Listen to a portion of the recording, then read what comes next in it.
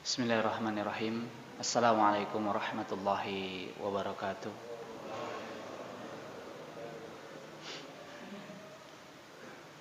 Alhamdulillahi wa kafa. Wassalatu wassalamu ala nabiyil mustafa wa ala alihi wa ashabihi ahlut tuqa wal wafa. Asyhadu an la ilaha illallah wahdahu la syarikalah wa asyhadu anna Muhammadan abduhu wa rasuluhu la nabiyya wa la rasulahu ba'dah. Yaqulullahu ta'ala fil muhkami tanzil ba'da an a'udza billahi minasyaitonir rajim. Bismillahirrahmanirrahim. Ya ayyuhalladzina amanu taqullaha haqqa tuqatih wa la tamutunna illa wa antum muslimun. Wa qala Rasulullah sallallahu alaihi wasallam, alaika bitaqwallah fa innaha jimahu kullihi. Rabbi shrahli sadri wa yassir li amri wahlul 'uqdatam min lisani yafqahu qawli. Allahumma la sahla illa ma ja'altahu sahla wa anta tazalul hazna idza syi'ta sahla. Nas'alullaha azza wa jalla ayahdiyana ila siratihil mustaqim wa yaj'alana minal muttaqin wa yudkhilana jannatahu jannatan na'im walhamdulillahi rabbil alamin. Alhamdulillah Bapak Ibu ingkang mugi-mugi Allah rahmati, Allah berkahi. Bersyukur tentunya kepada Allah, salawat dan salam kepada Nabi kita Muhammad sallallahu alaihi wasallam beserta keluarga dan sahabat-sahabatnya yang mulia. Semoga Allah Subhanahu wa taala senantiasa menata hati kita, memperbaiki amal ibadah kita, melindungi kita dari berbagai macam fitnah, menjaga kita dari hal-hal yang buruk, melindungi kita dari hal-hal yang buruk. Semoga Allah Subhanahu wa taala istiqomahkan kita di atas Islam hingga kita nanti berjumpa dengan Allah Subhanahu wa taala. Jamaah dimuliakan oleh Allah Subhanahu wa taala. Malam hari ini kita akan membahas tentang babul zulm. Ya, bab tentang kezaliman. Ini rata-rata di dalam kitab-kitab hadis itu biasanya dibahas tentang az-zulmu atau kezaliman. Ya. Terkadang banyak yang menganggap bahwasanya kezaliman itu hanya mencuri, terus mengambil tanpa hak, mungkin kan, memukul orang lain. Ya. Kalau kezaliman hanya semacam itu, berarti kezaliman itu cuma sedikit. Sedangkan kezaliman itu mendominasi kehidupan di dunia ini. Nanti kalau kita pada tentang macam-macam kezaliman, maka kezaliman itu ada kezaliman kita kepada Allah, kezaliman kita kepada Islam, kezaliman kita kepada diri pribadi, kezaliman kita kepada keluarga, kezaliman kita kepada orang lain. Jadi zalim itu pengertiannya sangat luas. Ya. Makanya di dalam kitab Lisanul Arab, ya, di dalam kitab Lisanul Arab disebutkan bahwasanya makna zalim secara bahasa, ya. Makna zalim itu secara bahasa az-zulmu wad'u syai' fi ghairi maudhi'ihi, ya. Jadi zalim itu meletakkan sesuatu bukan pada tempatnya. Niki zalim, ya. Kita tidak mendudukkan sesuatu pada tempatnya, itu pun juga termasuk kezaliman. Ini secara bahasa. Kalau secara istilah, ya, secara syariat itu kezaliman itu alladzi yakhruju min syariatillah, yaitu orang yang keluar dari aturan-aturannya Allah, dari ketetapan-ketetapannya Allah, atau bisa juga bermakna bahwasanya orang yang menyelisihi perintah Allah. Ini termasuk kezaliman. Berarti kezaliman itu bisa menimpa, bisa kita lakukan terhadap diri kita sendiri. Kezaliman itu bisa kita lakukan kepada makhluk yang lainnya. Kezaliman itu bisa kita lakukan kepada Allah, kepada syariat Allah, kepada hal-hal yang dicintai oleh Allah Subhanahu wa taala. Ya, jadi definisi zalim itu sangat luas. Dan di dalam Al-Quran larangan untuk berbuat zalim, larangan agar kita tidak melakukan kedzaliman itu kuatah, Pak. Bahkan seancam-ancamane. Ya, jadi nyun ngapunten, jangan sampai kula lan panjenengan sedanten sakniki berpikir zalim itu gur ngamplengi tiyang, ya. Mendet hartanya orang, makan uang haram, bukan hanya itu. Nggih, bukan hanya itu kedzaliman, ya. Di dalam Al-Quran Allah Subhanahu Wa Taala menyebutkan banyak sekali tentang ancaman orang-orang yang berbuat zalim. Ya, di dalam surat Hud ayat yang ke-18 kata Allah Subhanahu Wa Taala, ala la'natullahi 'alal zalimin. Ketahuilah bahwasanya Allah itu melaknat orang-orang yang berbuat zalim. Masya Allah. Dulu masih ingat beberapa waktu yang lalu bahwasanya yang dimaksud dengan laknat itu termasuk definisi dosa besar itu ketika dilaknat oleh Allah, ada ancaman-ancaman laknat, ya. Ancaman-ancaman laknat, ya. Kemudian Allah juga menyebutkan masih di dalam surat Hud, kata Allah, wa kadzalika akhdhu rabbik idza akhadhal qura wa hiya zalimatun inna akhdahu alimun syadid. Jadi kata Allah Subhanahu wa taala, Allah itu akan menimpakan azab kepada siapa? Apabila dia akhdhu rabbika idza akhadhal qura. Kalau orang tersebut Allah Subhanahu wa taala mengazab penduduk suatu negeri, ya, penduduk suatu negeri, wahya zalimatun, yang mana dia berbuat zalim, ya. Inna akhdahu alimun syadid, dan siksa Allah itu sangat pedih juga mengerikan. Jadi ada ancaman, berarti berbuat zalim juga nyuwun ngapunten bukan hanya individu, tapi juga bisa berbuat zalim itu bareng-bareng. Enggak hanya satu orang tok, ternyata berbuat zalim itu bisa berjamaah. Kita nyuwun ngapunten, kita beramal soleh niku nggih berjamaah, enggak hanya beramal soleh niku enggak sedikit, enggak sendirian, tapi beramal soleh itu bisa juga berjamaah. Ternyata zalim juga pun bisa berjamaah, ya. Zalim juga bisa bareng. Wah, berniat nopo bareng, ya. Maka jangan dimuliakan oleh Allah. Dan masih banyak lagi ayat-ayat Allah Subhanahu wa taala menyebutkan bahwasanya naqulu lil ladzina zalamu dzuqu adzaban naril ladzi kuntum biha tukadzibun. Kata Allah Subhanahu wa taala dalam surat Saba pun menjelaskan tentang kezaliman. Naqulu lil ladzina zalamu, dan kami katakan kepada orang-orang zalim itu. Kami katakan kepada mereka, siapa mereka? Zalamu. Orang-orang yang berbuat zalim, dzuqu adzaban nar, rasakan oleh kalian siksa neraka. Alladzi kuntum biha tukadzibun, yang mana dulu kalian mendustakan ancaman Allah ini. Ya, jadi mendustakan itu bukan hanya tidak percaya, Pak.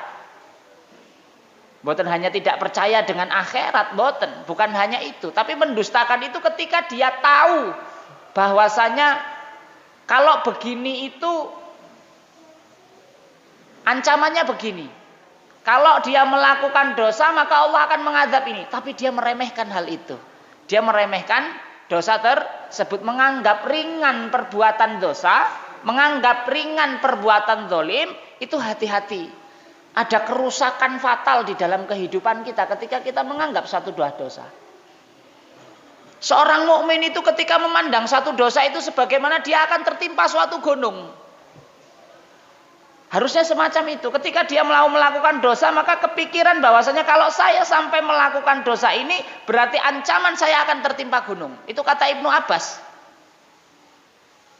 Jadi orang mukmin itu harusnya semacam itu. Kalau dia mau melakukan perbuatan zalim, ya, dia harus berpikir bahwasanya kalau saya sampai melakukan ini, maka saya terancam gunung itu akan menimpa saya.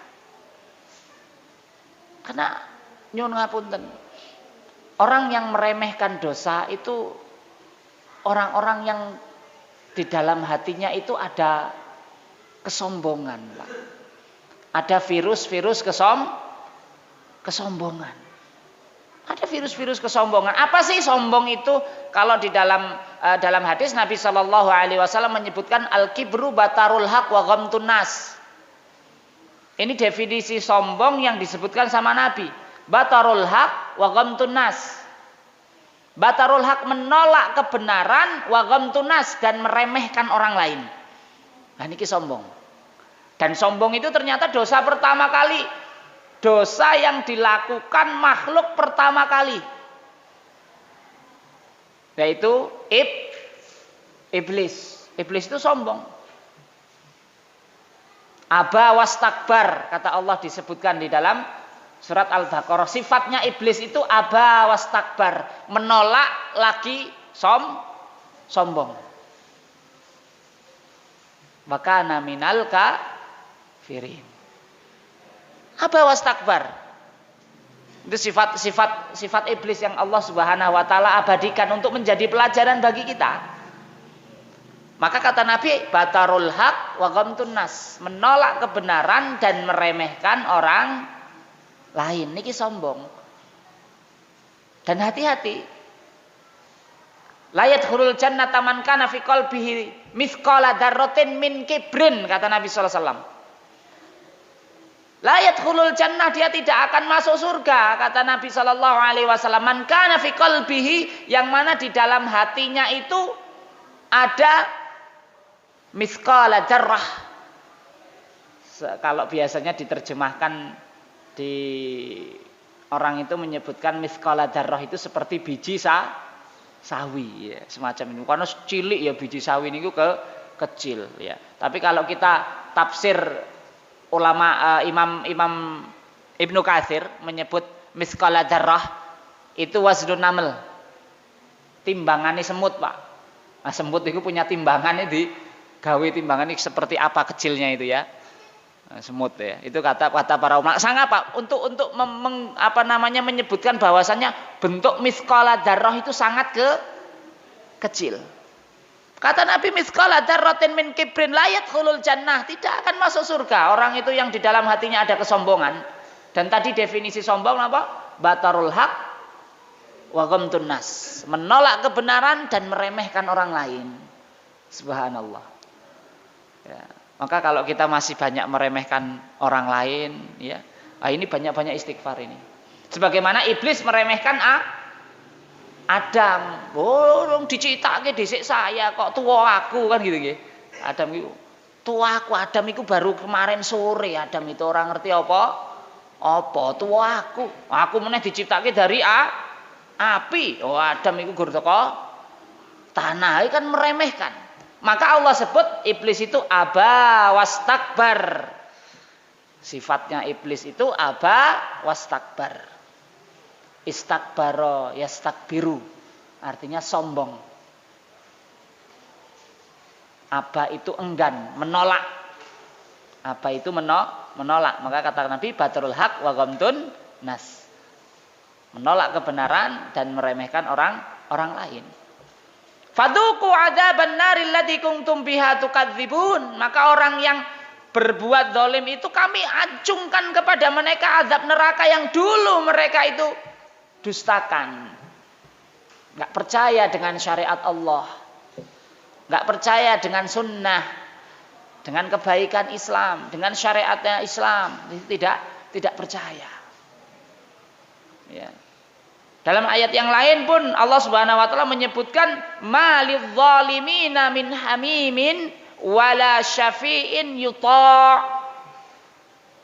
Allah Subhanahu wa taala malidz zalimina, orang-orang yang berbuat zalim itu min hamimin, tidak memiliki teman. Ya, wala syafi'in yuta', dan dia tidak akan mendapatkan syafaat. Orang-orang yang zalim. Teman di sini hamim, ya kalau kita lihat tafsir, dalam tafsir ulama mentafsirkan hamim niku tiang teman sing bertakwa, teman yang mengajak kepada kebaikan. Nah, orang yang zalim itu mboten gadah tiang ngeten niki, mboten, enggak ada teman yang semacam ini. Jadi nanti ketika dia di akhirat, Karena di dunia itu dia berbuat zalim, nggak ada teman yang akan memberikan kebaikan kepada dia. Ini apa? Karena kedzaliman. Karena kedzalimannya. Orang itu nyun ngapunten, di dunia saja kalau ada orang yang berbuat zalim saja kita itu enggan nggih, Pak nggih. Kayak pernah ngambil uang ini, itu pernah mencaci maki si fulan, itu pernah merampas hartanya si fulan. Itu rasanya ya wis ning ati kayak pernah berzina, pernah ini itu. Kita itu dengan orang yang semacam itu pun ya rasanya wis aja cerek-cerek lah mbek wong kae, kok kayane kok urung bertobat misalkan. Tapi nak sudah bertobat ya alhamdulillah. Tapi perasaan manusiawi kita niku mboten trimo ketika ada orang yang berbuat zalim. Niku kita itu enggak terima. Itu insaniyah kita itu muncul seperti itu. Eneng berita ya, ada berita nyun ngapunten misalkan kita lihat TV ada berita kok orang itu membunuh gitu ya. Apalagi kemarin itu ada berita apa namanya seorang pegawai Alfamart atau apa itu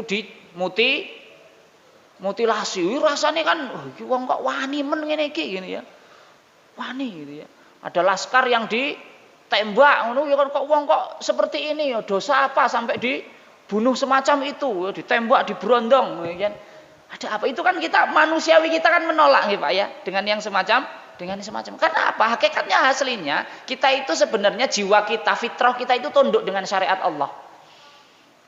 Fitrah kita itu orang mukmin itu Pak, aslinya itu patuh tunduk kepada syariat Allah. Tapi terkadang hawa nafsu dan kesombongan itulah yang menyebabkan kita itu enggan untuk patuh kepada Allah Subhanahu wa taala. Tapi secara fitrah semacam itu. Kita itu secara fitrah itu mau nyun ngapunten mau mukul orang ngono iki ora kuat. Fitrah baik kita semacam itu. Misalkan kepeksa mukul orang, ya kepeksa ngantem uang jebret ngono ki. Kalau kita masih dalam koridor fitrah, nanti kita menyesal kok. Coba kayak bapak nak bar muni-muni jenengan ibu-ibu misalnya sinten bar nesu-nesu kalih putrane, iku baring ku ya gelo. Ya Allah, kok aku mbek anakku kayak ngono. Karena itu masih fitrah kita, enggak nerima fitrah kita itu untuk kita itu berbuat semacam itu. Maka kalau orang yang sampai melakukan perbuatan keji dan tidak ada rasa penyesalan, tidak ada rasa kasihan, itu berarti orang itu sudah lepas fitrahnya. Sudah rusak fitrahnya itu. Ya, semacam itu. Kita itu hakikatnya kalau masih dalam alur fitrah itu ketika kita berbuat zalim itu masya Allah nanti gelo Pak. Nah dari gelo itulah ketika kita gelo tertuntunlah kita kepada taubat ya. Tertuntun kita kepada taubat ya. Innahu la yuflihudz zalimun, kata Allah itu tiang engkang yang melakukan aniaya itu la yuflihudz zalimun ya. Jadi orang yang berbuat zalim itu la yuflih, tidak akan pernah beruntung. Tidak akan beruntung. Orang yang berbuat zalim itu tidak akan pernah beruntung ya. Dan kezaliman ini jamaah yang dimuliakan oleh Allah itu sudah sangat diharamkan oleh Allah Subhanahu wa taala. Zalim niku pokoknya tadi definisinya secara bahasa adalah wad'u syai' fi ghairi maudhi'ihi, yaitu meletakkan sesuatu bukan pada tempatnya. Kalau kita lihat dari definisi ini berarti zalim niku bertingkat ya. Ada zalim yang rendah ya, ada zalim yang sedengan, ada zalim yang sangat besar, dan zalim yang sangat besar itu adalah mempersekutukan Allah. Inna syirka la zulmun azim gitu ya. Sesungguhnya kesyirikan itu adalah kezaliman yang sangat besar. Jadi bertingkat-tingkat zalim itu. Ya, zalim itu bertingkat-tingkat. Nah, cuma dimuliakan oleh Allah, keharaman tentang zalim ini disebutkan di dalam satu hadis, ya ibadi, ini hadis qudsi ya, hadis qudsi. Ya ibadi, wahai hamba-hambaku, kata Allah Subhanahu wa taala, inni haramtu dzulma ala nafsi Sesungguhnya saya, kata Allah, niki Allah ingkang ngendikan, sesungguhnya saya telah mengharamkan kedzaliman atas diriku sendiri. Jadi Allah niku tidak berbuat zalim. Walakin kanu, ya, akan tetapi mereka itulah yang melakukan kedzaliman. Allah tidak zalim, maka kedzaliman itu sudah Allah haramkan dalam diri Allah sendiri. Ya ibadi inni haramtu dzulma ala nafsi, wahai hamba-hambaku, sesungguhnya aku mengharamkan kedzaliman atas diriku sendiri. Wa ja'altuhu bainakum muharraman, dan aku jadikan kedzaliman itu haram di antara kalian. Di antara kalian, wahai para hambaku, enggak entuk berbuat zalim kita itu. Kata Allah Subhanahu wa taala, "Fala tadzalamu", maka jangan sekali-kali kalian itu berbuat zalim. Zalim itu sudah saya haramkan untuk diriku, dan juga di antara kalian pun tidak boleh saling berbuat zalim, maka sekali-kali jangan melakukan kedzaliman kepada siapapun juga. Dan kedzaliman yang paling ngeri niku bukan kedzaliman ketika kita melakukan dosa langsung kepada Allah, tidak. Tapi malah zalim sing berbahaya itu ketika hubungannya dengan manusia. Kalau kita nggak sampai meminta maaf kerelaan kepada orang yang kita zalimi, wah niki tekan-tekan akhirat nanti.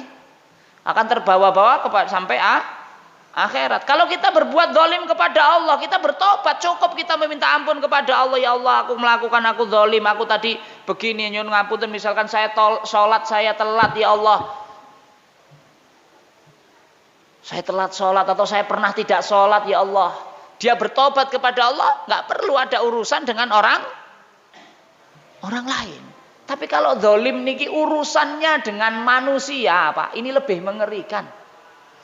Karena kita nanti bisa dituntut oleh orang yang pernah kita zalimi.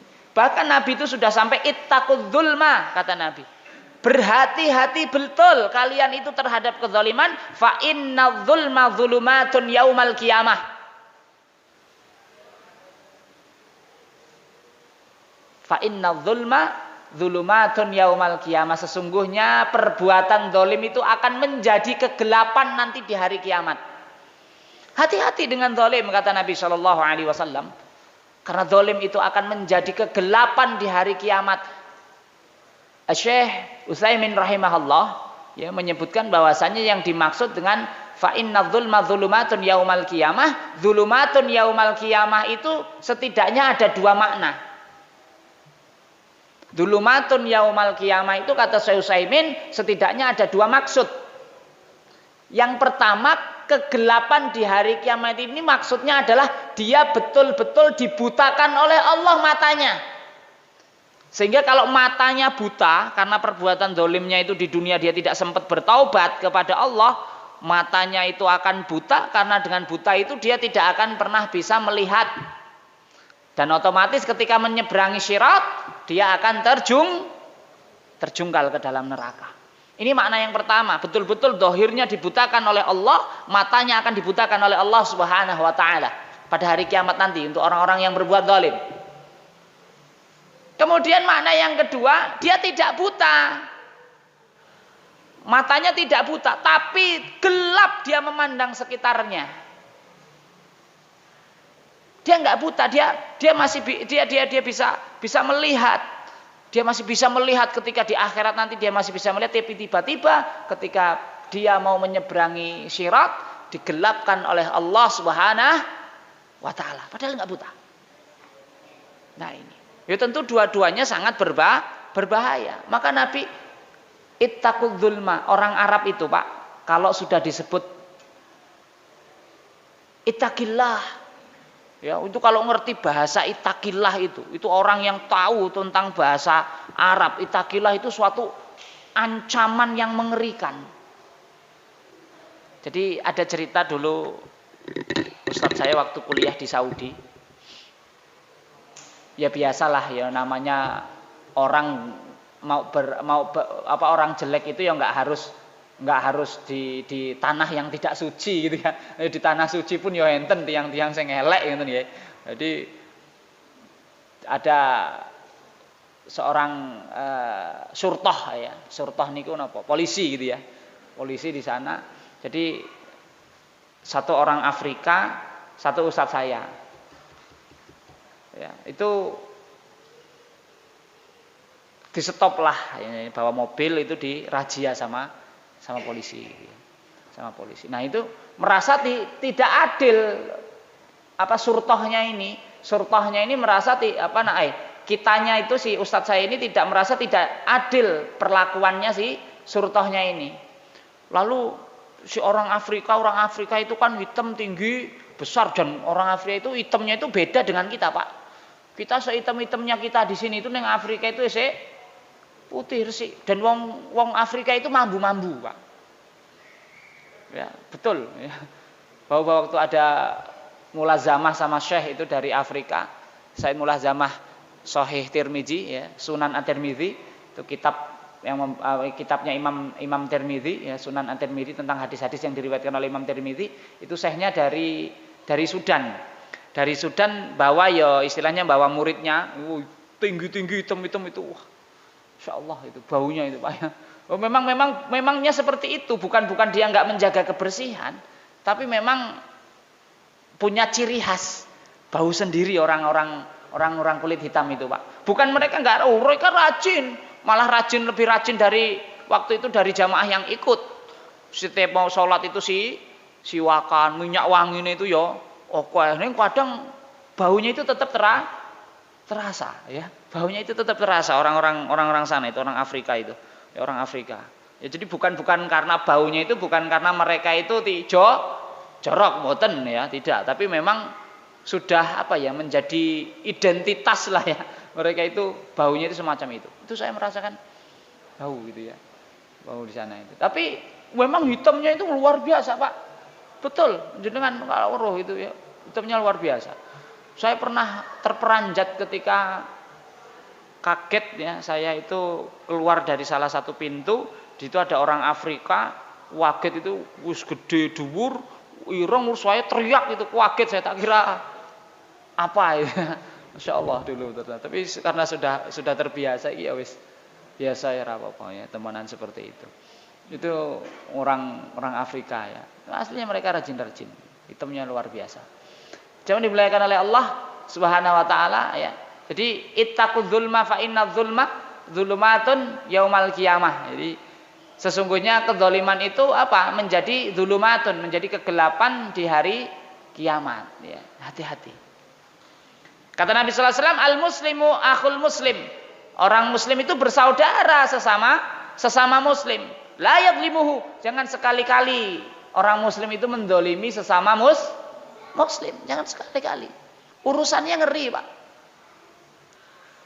Urusannya ngeri ketika kita berbuat dolim itu kepada sesama manusia, gitu ya, sesama manusia.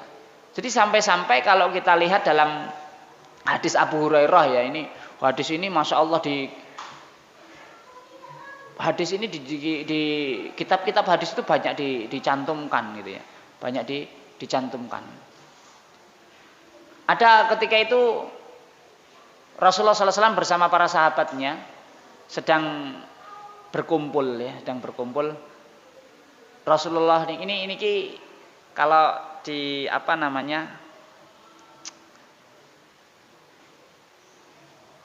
saya lupa di buku tentang pembahasan tentang pembelajaran Nabi. Salah satu metode Nabi mengajarkan sahabat itu dengan bertanya. Nah ini ditiru bisa Pak. Kita kalau mempelajari anak kita itu jangan langsung ngasih tahu ini enggak. Coba kita ngajari anak kita itu cucu kita atau dengan metode bertanya. Walaupun kita sudah tahu, tapi coba kita bertanya karena ini metodenya Nabi. Nabi itu mau mengajarkan kepada para sahabat itu salah satu metodenya bertanya kepada para sahabat. Ngei pertanyaan yang padahal Nabi itu tahu. Karena bertujuan untuk apa? Untuk memberi tahu tapi tidak ngguroni ngono lho nggih ya. Jadi bertanya, Nabi ketika kumpul itu Nabi atadruna ma muflis. Apakah kalian tahu apa itu orang yang bangkrut? Oh, Nabi pasti tahu, tapi Nabi metodenya semacam itu. Maka qalu, para sahabat itu menjawab, al-muflisu fina ma la dirhamalahu wala mata'alahu. Sahabat jawabnya, ya ukuran manusia ini jawabannya semacam itu. Tiang engkang, kata Nabi, orang yang bangkrut itu bagaimana sih? Sahabat itu menjawab bahwasanya orang yang bangkrut itu al-muflisu fina, menurut kami. Orang yang bangkrut itu man la dirhamalahu wala mata'alahu. Yaitu orang yang enggak duwe duit, orang yang enggak duwe harta. Itu bangkrut. Nah, itu ya manusia biasa kan seperti itu ya. Pandangan pokoknya nak wong bangkrut iki wis duit orang duwe, modal ora duwe, harta ora duwe, itu bangkrut tenan itu ya. Itu bangkrut tenan ya. Maka kata Nabi sallallahu alaihi wasallam, bukan seperti itu bangkrut itu. Kata Nabi, innal muflisa min ummati ya'ti yaumal qiyamah. Sesungguhnya nanti dari umatku itu, orang yang bangkrut dari kalangan umatku itu ya'ti yaumal qiyamah, akan datang di hari kiamat itu. Bisolatin wa zakatin, dia berbangga dengan pahala solatnya. Wah, masya Allah, solat malamnya jos, ya, solat 5 waktunya ke masjid tepat pada waktunya, masya Allah. Ini membanggakan betul di hadapan Allah Subhanahu Wa Taala. Zakatnya, wah, zakat fitrinya ora telat, zakat malnya ya wis ora telat, wis pokoknya haule sakmono, nisope ono tepat waktu dia. Semuanya dia berikan itu. Ini kan menjadi kebanggaan nanti kita di hadapan Allah Subhanahu Wa Taala. Bahkan bukan hanya itu, wasiam, dia juga membanggakan puasanya. Saya di dunia puasa Senin Kemis, bukan hanya puasa Ramadan, tapi saya Senin Kemis, bahkan saya Yaumul Bid, bahkan saya pernah puasa Daud. Wah, itu bangga sekali, masya Allah ya. Kemudian akan tetapi kata Nabi sallallahu alaihi wasallam, wa ya'ti qad satamahada. Nah, ini perhatikan Pak, ini kedoliman kepada sesama manusia. Ya, kata Nabi, wa ya'ti qad satamahada. Dia itu datang pada hari kiamat qad satamahada, pernah mencela si fulan, pernah mencaci maki. Syatama itu mencela, mencaci. Dia pernah mencela si fulan, dia pernah mencaci si fulan, wa qadafahada, dan dia pernah menuduh si fulan, menuduh tanpa bukti. Wa qadafahada, wa akala malahada, dan dia pernah merampas harta si fulan, dia pernah merampas hartanya si fulan. Wa safaka dzamahada, dan dia pernah menumpahkan darah si fulan. Pernah berbuat menumpahkan darah si fulan. Wa darabahada, kata Nabi, dan dia juga pernah memukul si fulan. Fayu'ta hada min hasanatihi wa hada min hasanatihi. Maka orang yang semacam ini, kata Nabi, kebaikannya nanti itu akan diambil oleh Allah dan diberikan kepada orang yang pernah dia dolimi, orang yang pernah dia caci, orang yang pernah dia tuduh, orang yang pernah dia ambil hartanya, orang yang pernah dia pukul. Kalau bahasa enaknya begini, kita sudah bangga dengan sholat kita, zakat kita, siam kita, kita bangga dengan amalan-amalan itu, kita tinggal masuk surga itu Pak, kita tinggal masuk surga. Orang yang pernah kita dolimi itu tahu. Wah, ya Allah, aku ora trimo ya Allah, nak kae mlebu swarga dhisik ya Allah. Nah, kenapa kok kamu enggak terima? Saya pernah dipukul ya Allah, saya pernah dicela, saya pernah dicaci maki, saya pernah dilok-lokke ya Allah. Enggak terima pokoknya ya Allah, sakit hatiku ning dunia ya Allah, nahan sakit. Suwe aku ya Allah, dek yo ora njaluk-njaluk maaf ya Allah. Langsung dibuka lagi tuh, cek sama malaikat. Buku catatan. Wah, tenan. Tanggal sekian, bulan sekian, tahun sekian, umur iki neng kene kamu pernah begini dan begitu. la yughadiru shaghiratan. Tidak pernah tertinggal sedikit pun itu. Sekecil apapun tidak akan pernah tertinggal catatan dari Allah Subhanahu wa taala. Kecuali semuanya itu tercatat di hadapan Allah Subhanahu wa taala. Enggak jadi itu Pak masuk surga. Dia suruh menebusnya enggak mampu, mau tebus dengan apa? Akhirnya diambil pahala sholatnya itu dan dia Allah berikan kepada orang yang pernah didolimi itu sampai habis. Ternyata habis itu enggak mencukupi kedoliman dia untuk menebus kedoliman dia, hingga apa? Dosa orang yang pernah didolimi tadi Allah ambil dan Allah timpakan kepada orang yang berbuat dolim ini. Maka hati-hati dengan kedoliman, Pak. Apalagi yang urusannya dengan harta, urusannya dengan nyawa. Ngeri. Orang semudah itu orang menumpahkan darah itu. Ya Allah.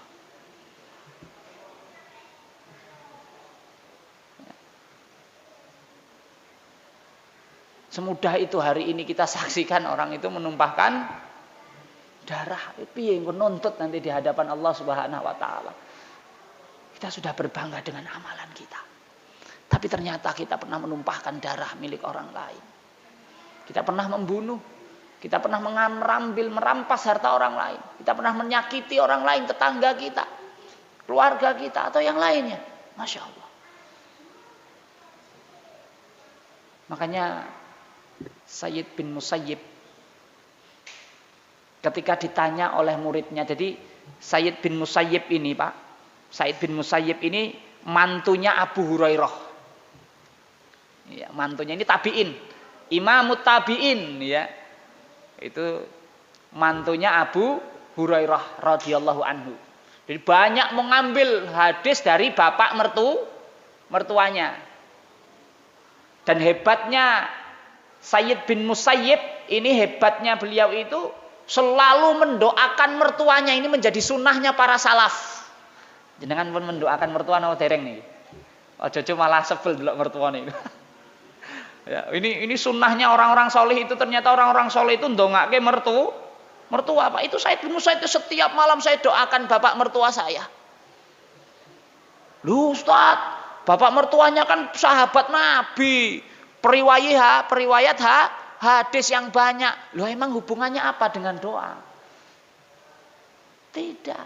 Saya yakin orang soleh seperti Sayyid bin Musayyib ini, walaupun mertuanya bukan Abu Hurairah, tetap dia akan mendoakan. Karena itu lahir dari kesolihan. Lahir dari kesolihan. Saya baru buka kemarin di Hilyatul Aulia. Ini dalam kitab Hilyatul Aulia cerita, wah Masya Allah kagum saya. Saya dari situ itu langsung mikir, oh ya aku selama ini jarang dongake mertua. Dongake terusan. Ya Allah, muga-muga mertuaku dilebetke teng swarga. Ya Allah. Semacam itu, Pak. Ini sunnahnya orang para salaf ya, sunnahnya para salaf ya. Kalau kita lihat sunnahnya para salaf itu banyak yang terbengkalai hari ini yang kita tidak mau mengambil pelajaran dari para salaf. Mendoakan mertua, ibu mertua, bapak mertua, banyak didoakan. Kata Sayyid bin Musayyib bahwasanya orang itu kedzaliman yang paling saya takuti ketika saya akan menghadap Allah Subhanahu wa taala ketika urusannya dengan sesama manusia. Itu yang paling ditakuti. Maka Sayyid bin Musayyib itu hati-hati betul ketika beliau itu berbicara, Pak. Walaupun beliau itu mengajar ilmu kepada murid-muridnya. Karena khawatir, kata beliau, ketika saya berucap ternyata ucapan saya ini menyakiti hati orang lain. Sehingga sakit itu betul-betul tertanam di dalam hatinya dan dia tidak bisa melupakan. Dia tidak punya mengadu, kemana dia akan mengadu. Yang dia adukan hanya kepada Allah. Dan aduan kepada Allah ini sangat berbahaya untuk kita nanti. Hari ini kalau orang Islam dizolimi, rono rene, harus ngadu sama siapa? Ya ngadunya kepada Allah. Maka berhati-hati dengan orang yang berbuat zalim. Allah itu punya marhalah, punya tata tertib hukuman untuk orang yang berbuat zalim. Enggak serta merta tiang engkang berbuat zalim itu langsung dihukum oleh Allah mak blek ngoten mboten. Ini bukan zaman Abraha. Kalau zaman Abraha iya, berbuat dolim kepada Ka'bah langsung dikirim oleh Allah Subhanahu wa taala burung ababil. Tapi hari ini bukan zaman Abraha. Setelah zaman Abraha itu wis gak enek nabi, ada yang berbuat dolim sama nabi, nggak langsung dihukum itu. Kalau langsung dihukum kok Abu Jahal, Abu Lahab itu wis ora iso petentang-petenteng dhisik, nggak dadak melu, nggak dadak eneng perang Badar, nggak ada perang Uhud, langsung dilibas oleh Allah, gitu kan? Tapi ada marhalah-marhalahnya, ada urutan tata tertibnya dia ketika dia mau dihukum oleh Allah. Maka hari ini kalau kita berbuat dolim dan ternyata kita masih santai-santai saja, nggak merasa berdosa, nggak mau minta maaf kepada orang lain, jangan-jangan kita malah terkena istidrat, dilulu. Nah inilah pentingnya kula lan panjenengan sedaya Bapak Ibu untuk senantiasa muhasabah. Ayo gunakan waktu-waktu sebelum adzan subuh bar salat witir, antara mungkin 10 menit mau nunggu adzan subuh. Gunakan untuk bermuhasabah, Pak. Gumetani kita, jangan-jangan tadi siang saya ngomong sing elek ning tanggaku, dipikir ya Allah. Ya Allah. Dan ini masih dalam Sayyid bin Musayyib.